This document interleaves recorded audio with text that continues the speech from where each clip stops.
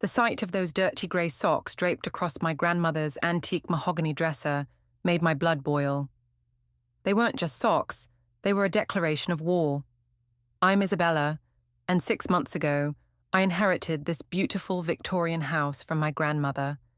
Now I'm watching it transform into a fraternity house, thanks to my husband Tom's unemployed brother Kevin, who showed up 3 weeks ago with a duffel bag and hasn't left since.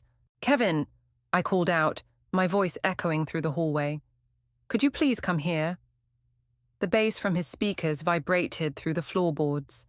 I heard him shuffling, taking his sweet time before appearing in the doorway, energy drink in hand. "What's up, Bella?" He smirked, knowing I hate that nickname. "These are yours." I held up the socks with 2 fingers like they were contaminated. "Oh yeah, thanks for finding those." He snatched them, leaving behind a sticky ring from his can on the dresser's surface.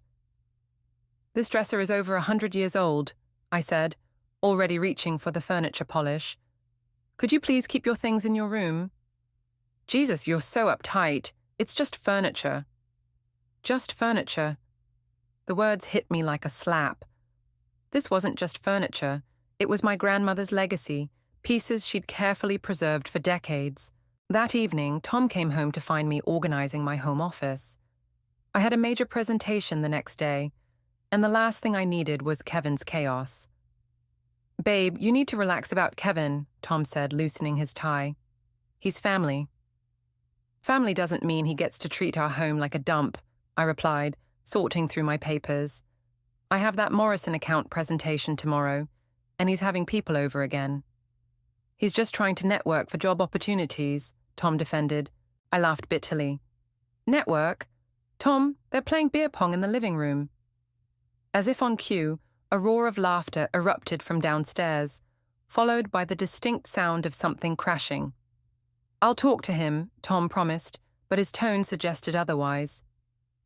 By midnight, the house was vibrating with bass-heavy music. I sat in my office, headphones on, trying to focus on my presentation slides. A knock on my door revealed Sarah from work, who'd come to drop off some files I needed. "Holy hell, Isabella," she said, eyes wide. "What's going on down there?" "That would be my brother-in-law's networking event," I said dryly. Sarah perched on my desk, concern etched on her face. "This isn't okay. You know that, right?" Before I could respond, Kevin burst in without knocking, 3 guys trailing behind him. "Yo, Bella, we're going to use the back garden for a bit. Some of the guys want to smoke." "No, Kevin, it's midnight, and I have work tomorrow." "Come on, don't be such a—" He stopped mid-sentence, noticing Sarah. "Oh, hey there, I'm Kevin." He flashed what he probably thought was a charming smile. Sarah ignored him completely. "Isabella, isn't there something in your grandmother's trust about maintaining the property's integrity? The trust? I'd almost forgotten about the annual review coming up." Opening my drawer, I pulled out the thick envelope of legal documents my grandmother's lawyer had given me. A yellow sticky note peeked out from between the pages. One I hadn't noticed before, written in my grandmother's distinctive handwriting. "In case things go wrong, read this closely. Some battles are won with patience and paperwork, not screaming matches. Love, Granny." Kevin was still standing there, swaying slightly. "So, garden?" I looked up from the note, something shifting inside me. "Actually, Kevin, I think it's time we had a serious conversation about house rules." "Whatever," he scoffed, turning to leave. "Tom said I could stay as long as I want. It's his house too, you know." As he stumbled out with his friends, Sarah squeezed my shoulder. "You know, your cousin Alana's a lawyer now. Maybe it's time to give her a call." I held up my grandmother's note, a plan already forming in my mind. Maybe it is. The music downstairs got louder, but for the first time in weeks, I smiled. Granny always said I was too nice for my own good. Time to prove her wrong. The next morning, I found Tom in the kitchen, casually sipping coffee, while Kevin snored on our living room couch, surrounded by empty beer cans. "We need to talk," I said, setting my laptop on the counter. "This situation isn't working." Tom barely looked up from his phone. "Come on, Isabella. He's trying his best." His best? I gestured to the mess. Look around you. This is my grandmother's house. Our house, Tom cut in, his voice sharp. I'm your husband, remember? What's yours is mine. Something in his tone made me pause. It reminded me of our first date 5 years ago, at that fancy Italian restaurant where he'd been so charming, so attentive. He'd asked all the right questions about my family, my work, my dreams. Now I wondered if he'd been asking about something else entirely.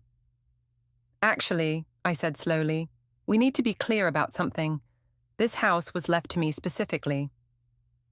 Tom's face darkened. What are you saying? I'm saying Kevin needs to find his own place. Today. He slammed his coffee mug down, making me jump. It's my house too. I've put up with all your precious antiques, your stupid rules about the garden, your constant need to control everything. Kevin stirred on the couch. What's with all the yelling? Your sister-in-law, Tom spat, thinks she can kick you out. Kevin sat up, running a hand through his messy hair. Seriously, Bella, after everything Tom's done for you, everything Tom's done for me, I repeated incredulously. Yeah, Kevin smirked. Who do you think convinced Granny to let Tom move in before she died? She wasn't exactly thrilled about you marrying him. The room went silent. Tom shot Kevin a warning look. What does that mean? I asked, my voice barely a whisper. Nothing, Tom said quickly. Kevin's hungover. He doesn't know what he's talking about. I grabbed my phone and called Sarah. Hey, what's Alana's number? I asked when she picked up. Isabella, Tom warned. Don't do anything stupid. Sarah must have heard him through the phone. Everything okay? Want me to come over? Yes, I said, not taking my eyes off Tom. And bring that file we talked about last night. After I hung up, Kevin stretched dramatically. Well, this has been fun, but I've got a job interview. Really? I couldn't hide my skepticism. Yeah, really. Some of us are trying to better ourselves, unlike certain control freaks who inherited everything. I watched him shuffle upstairs, leaving his mess behind. Tom stepped closer, his tone softening to that familiar, persuasive rhythm I'd fallen for years ago. Baby, let's not fight. Kevin's going through a rough patch. Remember when we first met, how you told me family was everything to you? That's all I'm trying to do, take care of family. The memory hit hard. Our first date, me gushing about Granny raising me after my parents died. Tom listening with those sympathetic eyes. Had he been calculating even then? The doorbell rang. Sarah stood there with Alana, my cousin whom I hadn't seen in years. She looked different in her crisp blazer and professional demeanor. Isabella, she said warmly, hugging me. Sarah filled me in. Let's talk about that trust, shall we? Tom's face went pale. This is family business. We don't need lawyers. Actually, Alana smiled, pulling out a folder. As the estate's legal executor, I think we do. Shall we discuss the sole ownership clause? The what? Tom and I asked simultaneously. Alana spread several documents on the kitchen counter, pointing to highlighted sections. Granny was very specific about ownership rights. Isabella, did you know there's a clause that makes you the sole owner, with complete authority over who lives here? Tom's mask finally cracked. That's impossible. I made sure... He stopped abruptly. Made sure of what, Tom? I asked quietly. The sound of Kevin thundering down the stairs saved him from answering. He was dressed in what he probably thought was interview attire, wrinkled khakis and a stained polo shirt. What's she doing here? He asked, glaring at Alana. Protecting what's mine, I replied, picking up the trust documents. And it looks like we have a lot to discuss. The trust is ironclad, Alana explained, spreading more papers across my dining room table. Granny made sure of that. Not only are you the sole owner, but you have the right to evict anyone, including a spouse, if they threaten the property's integrity. Tom had stormed out an hour ago, and Kevin had never made it to his supposed interview. Sarah sat beside me, taking notes on her phone. But why didn't anyone tell me this before? I asked. Granny wanted you to find your own strength, Alana said softly. But she also wanted you protected. That's why she made me executor instead of just your lawyer. A crash from upstairs made us all jump. That would be Kevin, I sighed. He's been organizing the guest room all morning. Document everything, Alana advised, pulling out her phone. Take photos, videos, record conversations. We need evidence of disruption. As if on cue, Kevin's voice carried down the stairs. Hey, anybody know a good realtor? This place would make killer condos. Sarah's eyes widened. Is he serious? I was about to respond when I heard Kevin on the phone. Yeah, man, just need a quick property valuation. My brother's wife owns it, but he's working on that. Yeah, tomorrow at 2 works. Got that? Alana whispered, her phone recording. I nodded, feeling sick. They're trying to sell my house? Not just the house. Sarah pointed to the window. Look. A man in a suit was walking the property line of my backyard, taking photos. Kevin waved to him from upstairs. That's James from Valley Real Estate, Alana frowned. They specialize in commercial development. My hand shook as I poured another coffee. I need to call Tom. No, both women said simultaneously. We need more evidence, Alana explained. Let me hire a PI first. Something's not adding up. Sarah squeezed my hand. Remember what happened to that other historic property on Oak Street? Mysterious fire, quick sale, instant strip mall. Tom wouldn't... But I couldn't finish the sentence. Would he? The front door slammed. Tom strutted in, all smiles now, as if our morning fight never happened. Ladies, he nodded, then kissed my cheek. Sorry about earlier, baby. Work stress, you know. Where were you? I asked. Meeting with a client. He loosened his tie. Hey, mind if I use your office? Need to send some emails. Actually, I stood up. I do mind. My office is private. His smile tightened. Since when? Since now. Kevin thundered down the stairs. Yo, Tom, that guy from Valley Real Estate wants to... Oh, hey, everyone. Tom's face went from friendly to furious in a second. Kevin, shut up. Is that what your client meeting was about? I asked. Selling my house? Our house, Tom corrected automatically. And it was just a casual conversation about property values. Market research. Alana stood, gathering her papers. Isabella, I'm having Sheriff Deacon stop by tomorrow. Just a friendly visit to document the property's current state. The sheriff? Kevin laughed nervously. Come on, that's overkill. Is it? Sarah pulled out her phone, showing photos she'd taken. Because that looks like water damage on the guest room ceiling. And those holes in the wall. Pretty recent. You've been spying on me. Kevin's face turned red. No, I said calmly. I've been protecting what's mine. Tom grabbed my arm. Isabella, think carefully about your next move. You don't want to make enemies of family. Alana's phone beeped. She checked it, then smiled.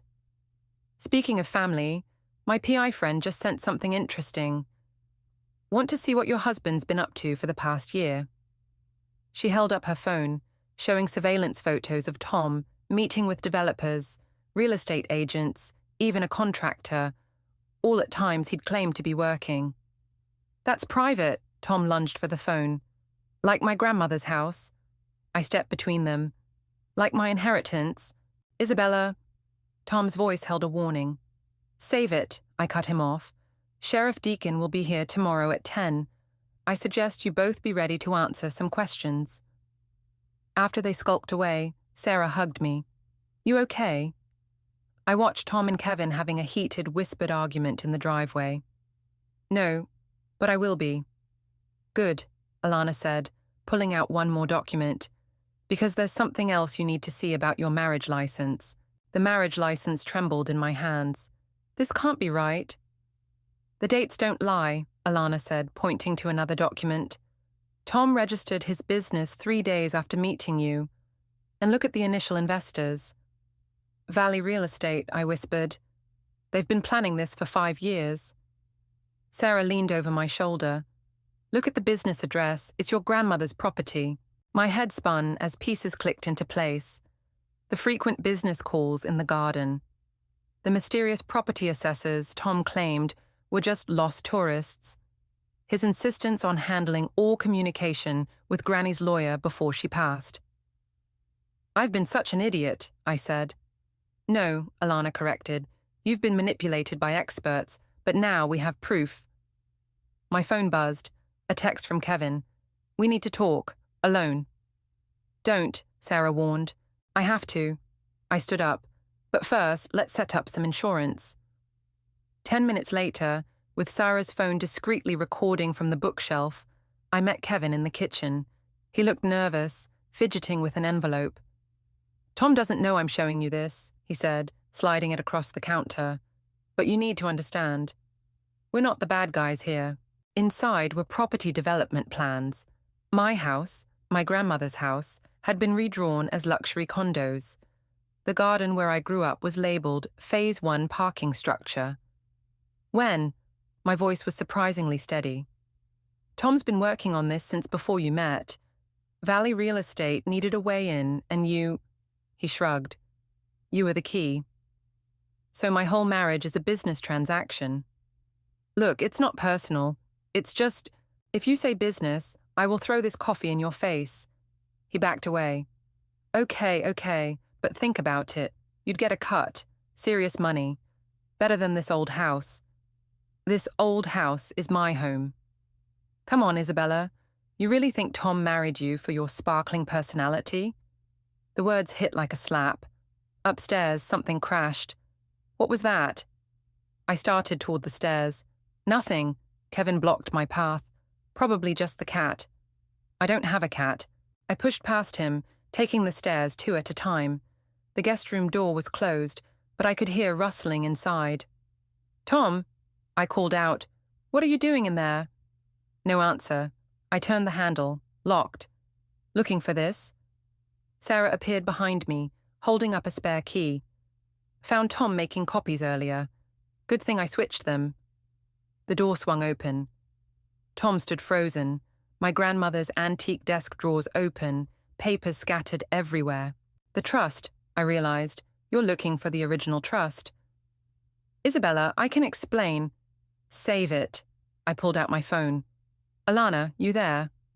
"Getting everything," her voice came through the speaker. "Sheriff Deacon is on his way." Tom's face darkened. "You're recording this?" "Like you've been recording our whole marriage?" I gestured to the mess. "Planning my grandmother's property development before you even knew my last name?" "It wasn't like that at first," he protested.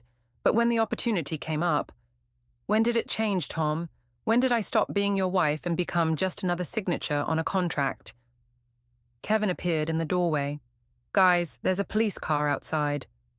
"Sheriff Deacon," Sarah smiled. "Right on time." Tom lunged for the papers, but I was faster.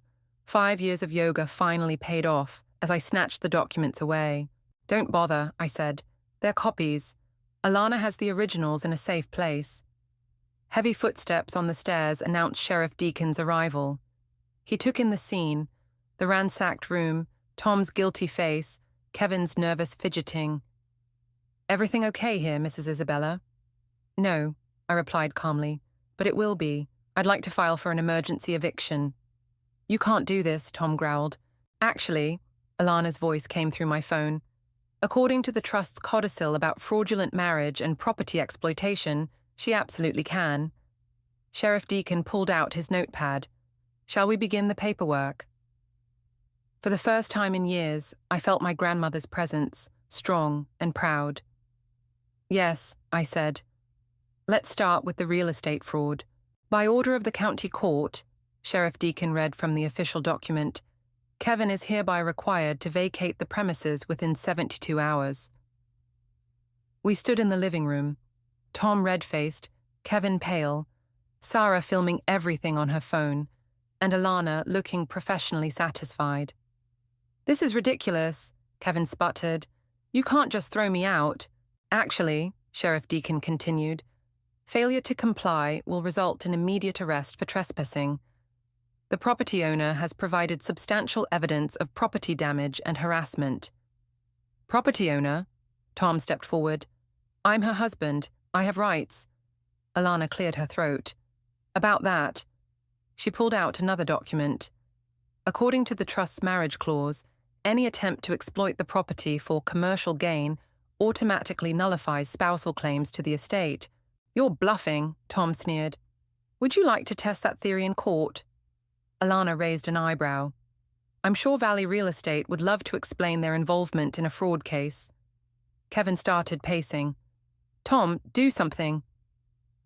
Mrs. Isabella, Sheriff Deacon interrupted, would you like to press additional charges regarding the attempted property sale? Not yet, I said, watching Tom's face. Let's see how cooperative everyone decides to be. This is how you treat family? Kevin's voice cracked. After everything we've done for you? Everything you've done? I laughed. You mean destroying my grandmother's furniture, planning to demolish her garden, or maybe you mean my sham marriage? It wasn't all fake, Tom said quietly. At first. Save it for your lawyer, Alana cut in. Sheriff, please continue. Kevin, you have until Friday at 9 a.m. to remove all personal belongings. Any damage to the property during your exit will result in additional charges. Where am I supposed to go? Kevin whined. Not my problem, I replied, but I hear Valley Real Estate has some lovely condos. Tom grabbed my arm. Isabella, think about what you're doing. Sheriff Deacon stepped between us. Sir, I suggest you remove your hand before we add assault to the report. As Tom backed away, something fell from his pocket. An envelope marked Project Sunrise, Jones Real Estate Offer. Sarah snatched it before he could react. What's this? Private business correspondence. Tom lunged for it. Not anymore, I said, taking the envelope. Sheriff Deacon, would you like to witness me opening this? Don't, Tom warned. Please proceed. The sheriff nodded, his body camera blinking. Inside were documents showing Tom had already accepted a 6-figure deposit for the property, my property, using a forged signature. Well, Alana smiled grimly, that's definitely fraud. You signed my name? My hands shook with rage. It was a preliminary agreement, Tom backpedaled. Nothing final. Sheriff, I turned to Deacon, I'd like to press those charges now. What followed was chaos. Kevin ran upstairs, presumably to pack or destroy evidence. Tom started spouting legal threats. Sheriff Deacon called for backup. Mrs. Isabella, he said over the commotion, would you like me to remove them both immediately? Yes, I replied, watching Tom's face crumble. And please note that Thomas is no longer a resident of this property, effective immediately. You can't do this to me, Tom shouted. I'm your husband. Not for long, Alana interjected, pulling out divorce papers. These just need your signature, Isabella. We can file them today. 2 more police officers arrived as Kevin came downstairs with his duffel bag, looking defeated. This isn't over, he muttered. Actually, Sarah held up her phone. With all this evidence, I'd say it's very over. As the police escorted them out, Tom turned back one last time. Isabella, please. We can work this out. I walked to the door, grandmother's trust papers in hand. Goodbye, Tom. Don't forget to forward your mail.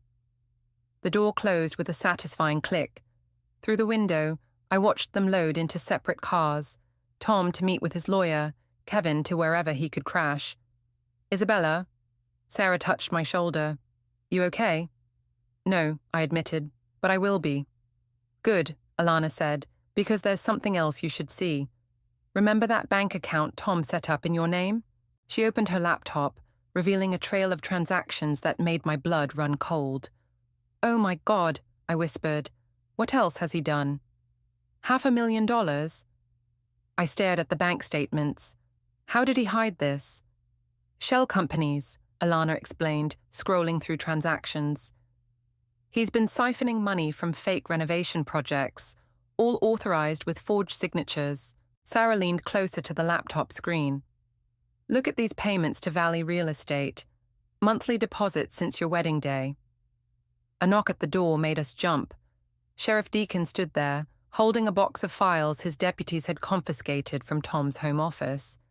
Ladies, you might want to see this, he said, placing the box on my dining room table. Seems your husband's been busy. Inside were dozens of folders labeled with different property addresses. Mine wasn't the only home Tom had targeted. These are all historic properties in the area, Sarah noted, spreading out the files. All owned by elderly residents or their heirs. All now owned by Valley Real Estate's subsidiary companies, Alana added grimly. My phone buzzed, Tom calling. I put it on speaker. Isabella, baby, please. His voice dripped with fake sincerity. Kevin made me do it. He was desperate for money, threatened to tell you everything if I didn't help him. Really? I replied. So Kevin forced you to forge my signature on bank documents 5 years ago. Silence. Or maybe he forced you to set up fake renovation companies before we even met. It's complicated, Tom stammered. Business is... Save it for court, Alana cut in. By the way, Valley Real Estate just got served with a cease and desist order. They're throwing you under the bus as we speak. The line went dead. Sheriff Deacon pulled out another document. Mrs. Isabella, we found this in his safe. It appears to be plans for an unfortunate accident involving your property's electrical system. My hands shook as I read the insurance policy Tom had taken out, with himself as the sole beneficiary. He was going to burn down my house. Common tactic, Deacon nodded. Historic properties are hard to develop legally. But after a tragic fire, he shrugged. Like what happened to the Williams place last year, Sarah gasped. That wasn't an accident, was it? Investigation's been reopened, Deacon confirmed. My phone buzzed again, Kevin this time. Isabella, listen. He sounded panicked. Tom's losing it. He's talking crazy, saying he's going to expose everything about you and your grandmother. What about my grandmother? Something about her will be contested before she died. Tom has papers. Look, I'm trying to help you here. Like you helped destroy my home? I was just following orders. Tom said if I didn't help pressure you out, he'd tell everyone about my... Never mind. Just be careful, okay? After he hung up, Alana was already typing. Got it. Your grandmother's original will was challenged 6 months before your wedding. Guess who filed the complaint? Tom, through a proxy lawyer. He tried to claim the property had been promised to his family decades ago. When that failed, he married me instead, I finished. Sarah's phone pinged. Guys, Tom just posted something on Facebook about Isabella's grandmother and family secrets he's about to expose. Let him try, Alana smiled, pulling out one final envelope from her briefcase. Your grandmother left this with explicit instructions to open it if Tom ever tried blackmail. Inside was a USB drive and a letter. My hands trembled as I read Granny's familiar handwriting. Dearest Isabella, if you're reading this, that snake Tom finally showed his true colors. The drive contains everything. His previous failed schemes, his criminal record under another name, and most importantly, proof that he tried to con other widows before meeting you. I may be gone, but I made sure you'd have what you need to end this. Love, Granny P.S. The combination to my old safe is your birthday. What's inside will finish this once and for all. The safe, I whispered. In the study, we rushed upstairs. Behind Granny's portrait was the wall safe I'd never opened. The combination clicked, and the door swung open. Oh my God, Sarah breathed. Inside was a thick folder labeled Thomas Project Sunrise, Complete History, and a video cassette dated the day before my wedding. Is that what I think it is? Alana asked. Only one way to find out, I replied, my finger hovering over Tom's number on my phone. Time to invite my husband over for one last conversation. Tom arrived within 20 minutes, his usual polished appearance noticeably disheveled.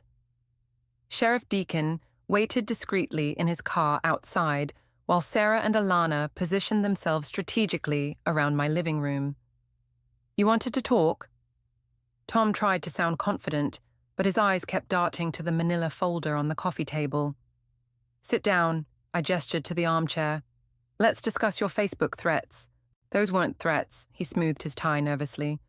Just thought people should know the truth about your grandmother. The truth? I picked up the remote control. Like this truth? The TV flickered to life, showing grainy footage of my grandmother's study. Tom's face drained of color as he recognized himself on the screen. Where did you— Shh. I held up a finger. Watch. On screen, Tom was arguing with my grandmother. Just sign the property over and this all goes away, Video Tom demanded. I know exactly who you are. Granny's voice was steel. Did you think I wouldn't investigate the man pursuing my granddaughter? I know about the Roberts widow in Seattle, the Thompson estate in Portland. You're sloppy, Thomas, or should I say Michael? Present-day Tom lunged for the remote. Turn it off. Michael Roberts, Alana read from the folder. Wanted in 3 states for real estate fraud and elder exploitation. Changed his name to Thomas in 2015 after the Portland incident. That's not— I can explain. Explain what? Sarah held up her phone, already streaming. How you're actually a convicted con man, or how you targeted Isabella specifically because of her inheritance. Tom's charm evaporated. You don't understand what you're dealing with. No, you don't, I countered, pulling out more documents. Granny understood perfectly. That's why she recorded everything. That's why she left a paper trail. That's why she made sure the trust was ironclad. You think you're so clever, Tom snarled. Your precious grandmother wasn't perfect either. She stole this land from your grandfather, I finished. Nice try. Alana found the original deed. Your family never owned this property. That story was just another con. The police have everything, Alana added, including evidence linking you to 3 suspicious fires at historic properties in the last 5 years. Tom's face twisted. You really want to play this game? Fine. Kevin. We heard footsteps on the porch. Kevin burst in, waving papers. I got what you wanted from the— He froze, seeing all of us. Perfect timing, I smiled. Sheriff. Deacon stepped in behind Kevin. Son, is that the paperwork you just removed from the county clerk's office? Kevin dropped the documents like they were on fire. Tom told me to. He said it was legal. Breaking and entering is never legal, Deacon said, pulling out handcuffs. Neither is destroying public records. You set me up, Tom realized. No, I corrected. You set yourself up. I just finally started paying attention. The DA's office is very interested in your real estate ventures, Deacon continued, cuffing Kevin. Both of you have the right to remain silent. Wait, Kevin squeaked. I'll tell you everything. The fires, the forged documents, all of it. Tom lunged at his brother, but Deacon was faster. As both men were led away in handcuffs, Tom turned back one last time. Isabella, please. We can still work this out. I walked to the door, holding up my grandmother's folder. Goodbye, Michael, or Tom, or whatever your name is this week. After the police cars pulled away, Sarah hugged me tight. You did it. We did it, I corrected, looking at both her and Alana. I couldn't have managed this without you. Actually, Alana smiled, you manage more than you know. The DA called. They're using your case to reopen dozens of suspicious property deals. You might have just saved a lot of other historic homes. My phone buzzed, a text from Kevin. Check the garage attic. There's something you need to see. Should we? Sarah asked. I nodded. One last surprise to uncover. We climbed the garage stairs, flashlights illuminating the dusty space. There, behind some old boxes, was a fresh hole in the wall. They were hiding something, Alana realized. I reached inside and pulled out a laptop and stack of documents, Tom's complete record of every scheme, every victim, every dirty deal. Got you, I whispered, thinking of my grandmother. Finally got you. The morning sun streamed through my grandmother's restored garden as I sipped coffee on the porch. Sarah's newspaper lay open on the table. Local real estate scam leads to multiple arrests, splashed across the front page. My phone buzzed with a text from Alana. Turn on the news, now. I flicked on the outdoor TV just in time to see Tom being led into the courthouse, looking nothing like the polished man who'd charmed his way into my life. In a stunning development, the reporter announced, Thomas, also known as Michael Roberts, has agreed to testify against Valley real estate executives in exchange for a reduced sentence. His brother Kevin has already pleaded guilty to multiple charges. The doorbell rang. Sheriff Deacon stood there with a thick envelope. "Morning, Mrs. Isabella. Thought you'd want to see this. We found your grandmother's missing diary in Tom's storage unit." My hands trembled as I opened it. A letter fell out. "My dearest Isabella, by now you've discovered the truth about Tom. Don't blame yourself.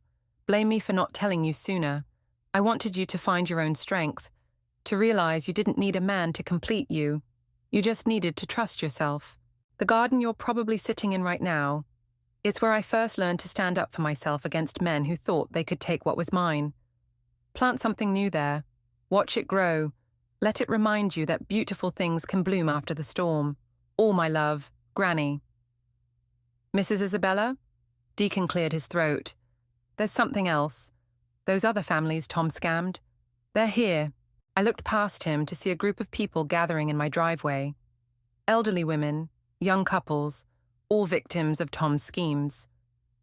"We heard what you did," an older woman stepped forward. "How you exposed him. My mother lost her home to that man. Now, because of you, we might get justice." "Come in," I found myself saying. "All of you. Let's talk about what happens next." Over the next few hours, my grandmother's living room filled with stories, tears, and eventually, laughter. Sarah brought coffee. Alana arrived with legal papers. "The DA's office is pursuing full restitution," she announced. "And the Historical Society wants to landmark all the affected properties to prevent future development schemes." "But what about the homes already lost?" someone asked. I looked around my grandmother's house, our house, and knew what she'd want. "We start rebuilding," I said. "Together. My grandmother believed in protecting what matters. So will we." The doorbell rang again. This time it was Kevin, escorted by an officer. "Make it quick," the officer warned. Kevin looked smaller somehow, deflated. "I'm sorry. For everything. Tom, he had dirt on me, but that's no excuse. I should have warned you." "Why didn't you?" "Fear, greed, stupidity." He shrugged. "Pick one. Anyway, I'm testifying too. Thought you should know." After he left, I walked through the house, touching the walls my grandmother had protected so fiercely.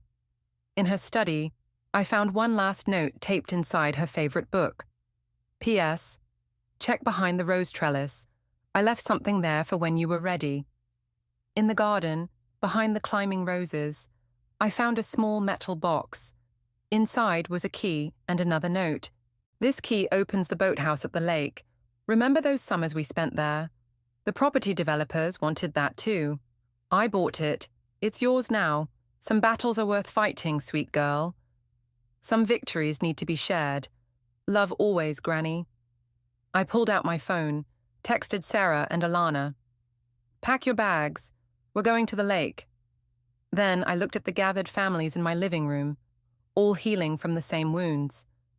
"Actually," I called out, "who wants to help restore a lake house?" The room erupted in cheers. As everyone talked excitedly about plans and possibilities, I sat in my grandmother's favorite chair, finally understanding what she'd known all along. A house isn't just walls and windows, it's a sanctuary, a legacy, a place where broken things can be mended, where strength can be found, where new stories can begin. I once thought owning a home was about square footage. Turns out it's about knowing when to lock the door and who to invite back in.